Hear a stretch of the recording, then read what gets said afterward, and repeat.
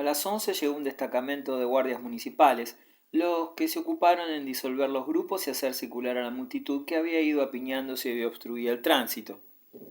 Los primeros invitados, aquellos que deseaban conseguir una buena ubicación, llegaron temprano y ocuparon los asientos de la nave central. Poco a poco iban llegando otros, damas y caballeros, ellas con gran revuelo de faldas y rumor de sedas, y ellos casi todos calvos, severos en su mundana corrección, más grave todavía en aquel lugar. La iglesia iba colmándose lentamente. Un reguero de sol entraba por la inmensa puerta abierta e iluminaba las primeras filas de invitados. Contrastaba con esa luz que venía de afuera la pálida y amarillenta claridad de los cirios encendidos en el altar mayor. Los invitados se reconocían, se saludaban con una inclinación, se reunían en grupos. Los escritores, menos respetuosos de las fórmulas sociales que los hombres del mundo, hablaban a media voz. Norberto de Varén, que buscaba a algún amigo, vio a Santiago Rival en las filas centrales de asientos y se reunió con él. Evidentemente, le dijo, el porvenir es de los pícaros. El otro, que no era envidioso, repuso, tanto mejor para él, tiene el porvenir asegurado. Se pusieron a pasar revista a los invitados conocidos. ¿Qué ha sido de su mujer?, preguntó Rival. ¿Sabe usted algo? El poeta sonrió. Sí y no. Según me han dicho, vive muy retirada, en Montmartre, pero... Hay un pero. Desde hace algún tiempo vengo leyendo en La Plume artículos políticos que se parecen terriblemente a los de Forestier y Duroy. Son de un tal Jean Ledol, un joven inteligente y buen mozo, de la misma raza de nuestro amigo Jorge, y que ha hecho amistad con su antigua mujer, de donde infiero que le gustan los principiantes y que le gustarán eternamente. Por lo demás es rica. No en vano frecuentaron su casa Baudrec y la Roche-Mathieu. No está del todo mal la Magdalena esa, declaró Rival. Es fina y astuta. En la intimidad debe ser encantadora. Pero dígame, ¿cómo es posible que Duroy se case por la iglesia siendo divorciado? Se casa por la iglesia, respondió el otro, porque para la iglesia su primer matrimonio no es tal. ¿Cómo así? Muy sencillo. Nuestro Bellamy, por indiferencia o por economía, había pensado que la alcaldía era suficiente para casarse con Magdalena Forestier. Pasó por alto la bendición eclesiástica, lo que constituye para nuestra Santa Madre la Iglesia un simple estado de concubinato. Por consiguiente, llega hoy aquí como soltero, y ella le presta todas sus pompas, que harto caras le costarán al viejo Walter. El rumor de la multitud era más resonante bajo la bóveda. Todos parecían hablar en voz casi alta. Se nombraba a los hombres célebres presentes, los cuales, satisfechos de ser vistos, se exhibían con la afectación que acostumbraban asumir en todos los actos públicos, donde eran considerados y se consideraban ellos mismos elementos decorativos indispensables. ¿Será verdad, preguntó Rival, que la señora de Walter y Duroy no se hablan ya? Usted, que va con frecuencia a la casa del director, debe estar enterado. No se hablan, en efecto, repuso Norberto de Varén. Ella no quería darle su hija, pero él lo tenía agarrado al padre por el asunto de los cadáveres descubiertos, según se dice, de los cadáveres enterrados en Marruecos. Lo amenazó, se dice, con hacer revelaciones espantosas, y Walter, acordándose de lo ocurrido con la Roche-Mathieu, no ha tenido más remedio que ceder. Pero la madre, terca como todas las mujeres, ha jurado que no volvería a dirigir la palabra a su yerno. Es divertido verlos frente a frente. Ella parece una estatua, la estatua de la venganza, y él permanece hosco y fastidiado, aunque se mantiene imperturbable, porque, eso sí, es hombre que sabe dominarse cuando le conviene. Algunos colegas se acercaban a estrecharle las manos, se oían aquí y allí trozos de conversaciones políticas y, vago como el rumor de un mar lejano, el bullicio de la multitud apiñada frente a la iglesia. Entraba por la puerta, juntándose con el sol, y se mezclaba con la agitación más discreta del público que colmaba sus naves. De pronto, el pertiguero golpeó por 3 veces el pavimento, de madera con su alabarda. Toda la concurrencia se volvió con un prolongado rumor de faldas y ruido de sillas, y la novia apareció del brazo de su padre, iluminada por la clara luz de la entrada.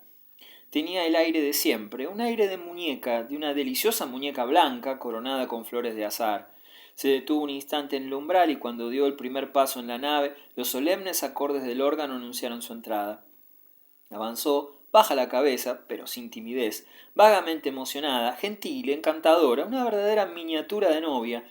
Las mujeres sonreían y murmuraban mirándola pasar y los hombres cuchicheaban, exquisita, adorable. Walter marchaba con una dignidad exagerada, un poco pálido, bien a plomo sobre la nariz los lentes. Detrás de ellos, 4 damas de honor, vestidas de rosa, las 4 y las 4 hermosas, formaban la corte de aquella reina de juguete. Los pajes, elegidos de acuerdo con el tipo de ésta, marchaban con un paso que parecía dirigido por un maestro de baile.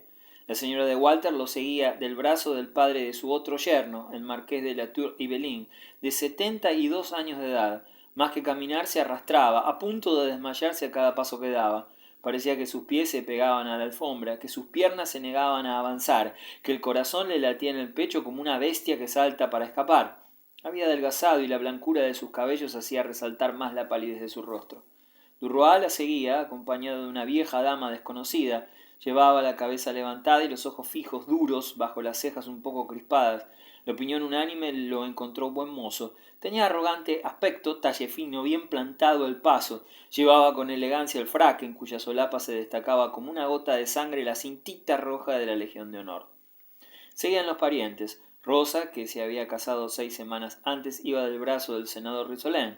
Su marido, el conde de la Tour Ibelin, hacía pareja con la vizcondesa de Parcemur.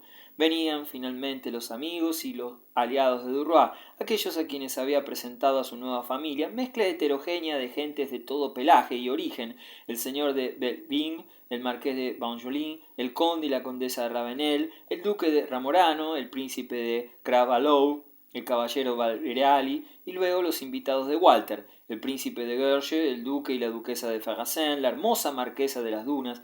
Algunos parientes de la señora de Walter tenían un aire provinciano en medio de aquel desfile.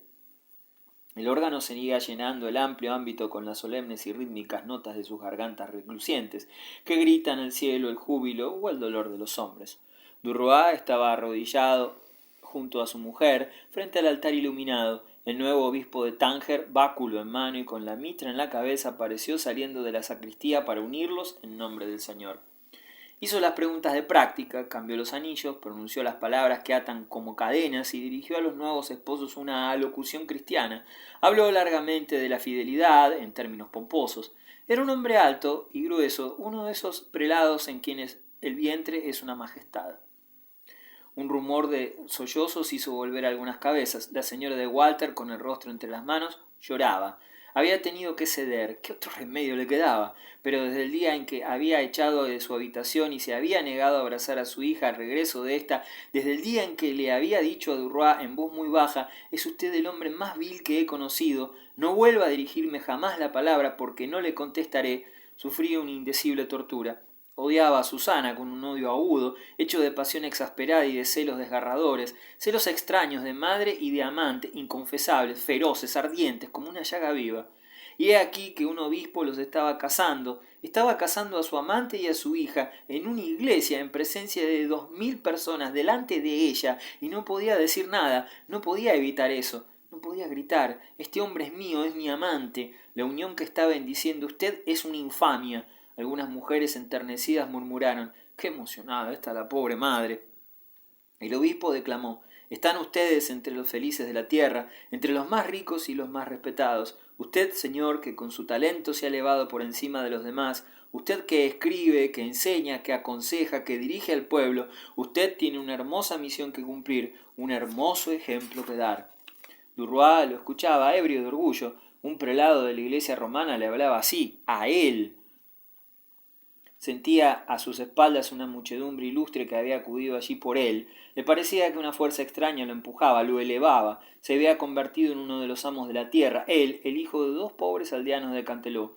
Los vio de pronto en su humilde taberna, en lo alto de la cuesta, sobre el gran valle del Roine, dando de beber a los campesinos de la región. Les había enviado 5.000 francos cuando heredó de Baudrec, ahora les enviaría 50.000 para que adquirieran una pequeña finca, y se sentían contentos, felices. El obispo había terminado su arenga. Un cura vestido con una estola dorada subió al altar, y el órgano comenzó a celebrar la gloria de los nuevos esposos. Por momento lanzaba clamores prolongados, enormes, inflados como olas sonoras, tan sonoras y potentes que parecía que iban a hacer saltar el techo para expandirse en el cielo azul. Sus ecos vibrantes llenaban toda la iglesia, hacían estremecer la carne y las almas. Después de pronto se calmaban y notas finas, vivaces, corrían en el aire, rozaban los oídos como soplos leves. Eran pequeños cantos, graciosos, menudos, saltarines, que revoloteaban como pajarillos, y de pronto esa música amable se ampliaba nuevamente, tornándose formidable en fuerza y en amplitud, como si un grano de arena se metamorfosease en un mundo. Voces humanas se alzaron después, pasando por encima de las cabezas inclinadas. Baury y la Dec de la ópera cantaban, y mientras el incienso esparcía un delicado olor a benjuí, en el altar se consumaba el sacrificio divino. El hombre Dios, al llamado de su sacerdote, descendía a la tierra para consagrar el triunfo del barón Jorge du Roi de Cantel. Bellamy, de rodillas junto a Susana, había bajado la frente. Se sentía en ese momento casi creyente, casi religioso, lleno de gratitud a la divinidad que así lo había favorecido, que lo trataba con tantos miramientos, y sin saber exactamente a quién se dirigía le agradecía su triunfo. Cuando el oficio terminó se puso de pie, y dando el brazo a su mujer pasó a la sacristía. Comenzó entonces el interminable desfile de los asistentes. Jorge, enloquecido de felicidad, se creía un rey a quien su pueblo acudía a aclamar. Estrechaba las manos, balbuceaba palabras que no significaban nada, saludaba, respondía a los cumplimientos con un gracias, gracias, muy amable. De pronto vio a la señora de Marelle, y el recuerdo de todos los besos que le había dado y que ella había devuelto, el recuerdo de sus caricias, de sus gentilezas, del sonido de su voz, del gusto de sus labios, despertó en su sangre el deseo brusco de retomarla. Estaba hermosa, elegante, con su aire picaresco y sus ojos vivos. Qué encantadora querida, a pesar de todo, pensó Jorge. Clotilde se aproximó, un poco tímida, un poco inquieta, y le tendió la mano. Él la recibió en la suya y la retuvo. Sintió entonces el llamado discreto de esos dedos de mujer, la dulce presión que perdona y se entrega. Estrechó él a su vez esa pequeña mano como para decir: te amo siempre, soy tuyo. Sus ojos se encontraron sonrientes, brillantes, llenos de amor. Hasta muy pronto, señor, murmuró ella con su voz deliciosa. Hasta muy pronto, señora, respondió él amablemente, y Clotilde se alejó. Otras personas se alejaron, la multitud se deslizaba delante de él como un río. Al fin fue raleando, partieron los últimos asistentes. Jorge ofreció de nuevo su brazo a Susana para atravesar la iglesia. Las naves estaban llenas de gente, pues todos habían vuelto a ocupar sus sitios para ver pasar a la nueva pareja. Jorge avanzaba lentamente, con paso tranquilo, alta la cabeza, fijo los ojos en el reguero de luz de la entrada. Sentía correrle por la piel largos estremecimientos, esos estremecimientos fríos que se producen en las grandes dichas. No veía a nadie, solo pensaba en sí mismo. Cuando llegó al umbral, vio la multitud apiñada, una multitud densa, bulliciosa, reunida allí por él, por Jorge du Roi. El pueblo de París lo contemplaba y lo envidiaba. Levantó los ojos y vio allá abajo, detrás de la plaza de la Concordia, la Cámara de Diputados, y le pareció que iba a dar un salto del pórtico de la Magdalena al pórtico del Palacio de Borbón. Descendió lentamente las gradas de la alta escalinata, entre dos filas de espectadores, pero no los veía ya. Su pensamiento iba ahora hacia atrás, y ante sus ojos, deslumbrado por la viva luz del sol, flotaba la imagen de la señora de Marelle, arreglándose frente al espejo los pequeños rizos de las sienes, siempre revueltos al salir del lecho. Final.